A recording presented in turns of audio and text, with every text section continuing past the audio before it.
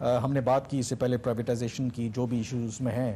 حال ہی میں آپ نے دیکھا کہ اس گورنمنٹ نے اور اس میں جو ملٹری ہے that is also on board کہ ایک نیشنل انویسٹمنٹ فیسیلیٹیشن کونسل بنائی ہے. دی آئیڈیا بیہائنڈ از کہ انکریج کریں باہر سے دنیا کو کہ وہ ہمارے یہاں سرمایہ کاری کریں، ون ونڈو آپریشن ہو. اور وہ یہ کہہ رہے ہیں کہ کچھ لوگ اس کو یہ کہتے ہیں، بلکہ گورنمنٹ کے خود منسٹرز کہہ رہے ہیں کہ اگر وہ آئی ایم ایف کی بات کرتے ہیں نا کہ اگر آئی ایم ایف نہیں بھی ہوتا تو یہ ہمارے پاس ایک پلان بی ہے.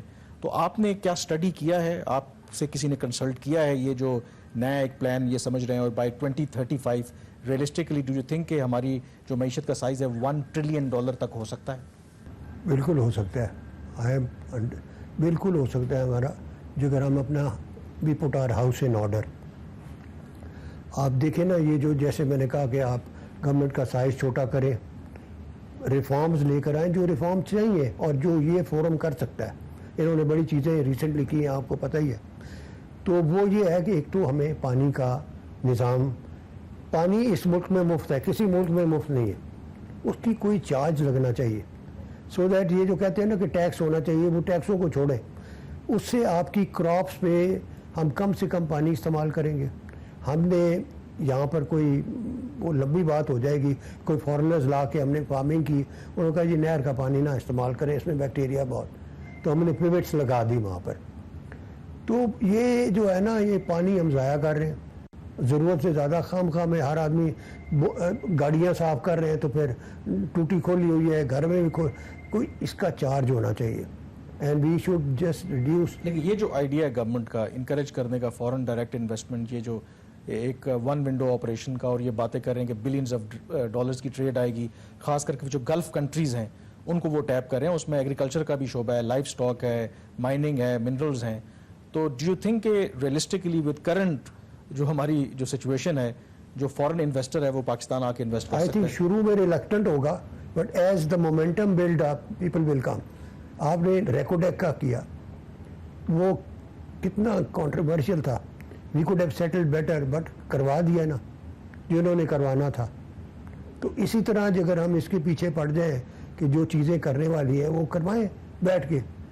میر صاحب، ایک جو رولز آف بزنس بھی ہیں گورنمنٹ چلانے کا، ایک آئین میں ایک طریقہ کار بھی دیا گیا.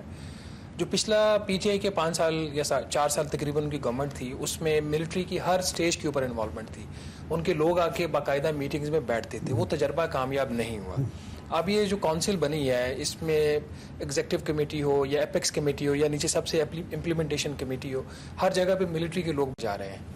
آپ سمجھتے ہیں کہ جو ان کی اسپیشلائزیشن نہیں ہے، اگر اس طرح کی انٹرونشن ہوگی تو کیا یہ ہم ایک متوازی نظام کھڑا نہیں کر دیں گے، بجائے کہ ہم موجودہ نظام کو ٹھیک کریں، اسی سیٹ اپ کو بہتر کر کے اس سے کام لیں؟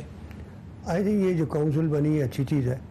یہی یہاں سے وہ رولز آف ہوں گے. اور اپنے آپ مینی کنٹریز ہیو سین کہ where the army was ruling everything and gradually they devolve. اب دیکھیں Indonesia economy is now going to overtake Germany's. اتنی بڑی اکانومی ہو جائے گی، اٹس ناٹ.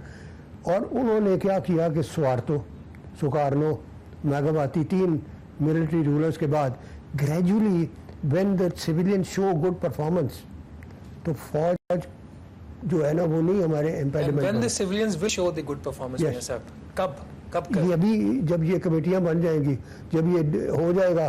میں نے تو بڑی اس پر ڈسکشنز کی ہوئی ہیں which I can't talk on the phone, but I was very hopeful. جب عمران خان بھی آیا ہے تو people like Jahangir Tareen, Asad Umar, these are people who I thought کہ they were seriously reformist candidate. کیا ہوا اس کا؟ اٹھا کے انہوں نے 2 بندوں نے اس کو اٹھا کے تو ڈیریل کر دیا. ہم اسی چکر میں پڑے رہے اس کے بعد. تو یہ ہے کہ یہ ہونے کو سب کچھ ہو جائے گا، اور تھوڑا سا ہمت کرو. یہ نا لوک ایٹ یہ ایپل کا جو بانی تھا جس نے بنایا ایپل، سیرین امیگرینٹ کا بیٹا تھا وہ، اور $300 بلین کی کمپنی ہو گئی تھی جب وہ مرا ایٹ دی ایج آف 56. تو کوئی نہ کوئی بندہ یہاں بھی نکل سکتا ہے نا. کوئی اس قسم کی چیزیں ہوں گی. ذرا کھول لینا، ٹورزم کھولے. People should go to Hunza, they should be going to direct flights from Dubai to Hunza, Gilgit, all these places. Religious tourism is a very big deal. جب یہ کبھی کبھی انڈیا سے لوگ آتے ہیں تو یہاں چپلیں ختم ہو جاتی ہیں لاہور شہر میں. تو وہ اتنی زیادہ پوٹینشیل ہے آپس میں یہ چیزوں کرنے کا, تو یہ سب ٹھیک ہو جائے گا. لیکن ابھی انڈیا کے اوپر بھی بات کریں گے, پھر بریک پہ ہم نے جانا ہے. ہم دنیا میں پہلے نمبر پہ ملک ہیں, سب سے زیادہ ہم IMF کے پروگرام لے چکے ہیں. ٹھیک ہے, اگر ہمیں یہ 1.2 ارب ڈالر کی نئی قسط مل بھی جاتی ہے تو چلیں, فار دا ٹائم بینگ ایک انسرٹنٹی تو مارکیٹ سے ختم ہو جائے گی. کیسے جان چھڑائیں ہم اس سے؟ ڈو یو تھنک کہ یہ جو گورنمنٹ ہے یا جو بھی الیکشن کے بعد آتے ہیں, جو بھی یہی کرنٹ لاٹ ہوگی نا, انہوں نے ہی کرنا ہے جو بھی ایگزسٹنگ ہے, آپ کو لگتا ہے کوئی وے فارورڈ ہے ہمارے پاس کہ IMF سے جان چھڑائیں ہم؟ اور بالکل ہے جی, اگر ہم نے جو میں نے ریفارمز آپ کے کل بھی ڈسکس کیا اور آج بھی کر رہا ہوں, یہ کر دیں تو یہ آہستہ آہستہ سارا ماحول چینج ہو جائے گا. اسی طرح ریجنل ٹریڈ پر بھی ہم بات کر سکتے ہیں. آپ دیکھیں کہ افغانستان کابل 35-36 منٹ میں بندہ پہنچ جاتا ہے, تاشکند 1 گھنٹہ 40 منٹ جتنا کراچی ہے, کیونکہ سارا all those countries are landlocked with huge resources.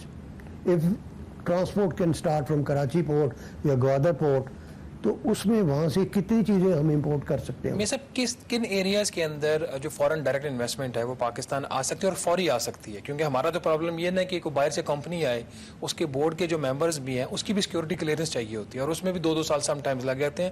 آپ نے خود بھی کئی دفعہ یہ چیز سفر کی ہوگی. تو کیسے ہم FDI کو انکریج کریں اور کیسے یہ پاکستان کی اکانومی کے لیے ہیلپ فل ہو سکتی ہے؟ یہ آپ نے بڑی ریلیونٹ بات کی ہے. دیکھیں, ایکسپورٹ صرف کرنے سے ہمارے فارن ایکسچینج ریزرو نہیں بڑھ سکتے. انڈیا نے یہی تو کیا ہے نا, کہ ہمارے سے ان کے 3 گنا ریزرو ہوتے تھے, اب ان کے 70 گنا ہو گئے بیکاز FDI آئی ہے. اب یہ بلیک راک ہیج فنڈ نے 100 بلین انڈیا میں کمٹ کیا ہے, 40 لگا بھی دیا ہے. Prince Salman of Saudi Arabia has invested $7.5 billion in Ambani کی ریلائنس انڈسٹریز میں لگا دیے. تو جب آپ کھولیں گے یہ ساری چیزیں, تو یہ سارے جو پہلے یہاں آ رہے تھے یہ پھر آئیں گے. ہمارے یہاں ٹمیسک کو ہم نے بگا دیا, سنگاپور کا جو ہمارے یہاں ٹیلینور جا رہا ہے, Norwegian fund is one of biggest investors in the world. تو یہ چیزوں کو دوبارہ ہمیں ایگزٹ جو کر رہے ہیں ملک کو, ان کو سروے جو کرنا. ڈیویڈنڈز ہم نے پچھلے 2 سال سے حکومت نے پابندی لگائی, خاص طور پر پچھلے 1 سال سے ڈیویڈنڈ جو کمپنیاں باہر کی پاکستان میں کام کریں اپنا منافع باہر نہیں لے کے جا سکتی, اور ساتھ ہی ڈالر کی ویلیو ایسے وہ چینج ہو رہی ہے, ان کا ڈالر میں روپیہ بالکل جو مقابلے کی وجہ سے وہ ان کا منافع ہی ختم ہو رہا ہے. تو یہ جو ہم نے ایک ٹرسٹ ڈیفیسٹ کریٹ کر دیا, آپ سمجھتے ہیں کہ کب تک یہ ہم ختم کر پائیں گے ٹرسٹ ڈیفیسٹ خاص طور پر, اور پھر وہ جب وہ ختم ہوگا تو پھر یہ دوبارہ یہ لوگ باہر سے پاکستان آئیں گے اور پیسے لگائیں گے؟ You are right, there is a problem of trust deficit, but اس کو ہمیں گریجولی بلڈ اپ کرنا پڑے گا. میں نے وہ وقت بھی دیکھے ہوئے ہیں جب انڈیا کی کمپنیوں میں لوگ انویسٹ نہیں کرنا چاہتے تھے اور پاکستان کی کمپنیوں میں کرنا چاہتے تھے. ایک دفعہ میں شکاگو گیا وتھ اے گروپ انویسٹرز, تو جب ہم اندر ہی گھسے تو انہوں نے کہا آپ انڈیا سے آئے ہوئے ہیں تو پلیز ڈونٹ کم ہیئر. ہم نے جب کہا جی ہم پاکستان سے ہیں تو بھی ور ریسیو, تو انہوں نے کہا اچھا. اور یہ کون سا سال تھا میاں صاحب؟ یہ کوئی 95-96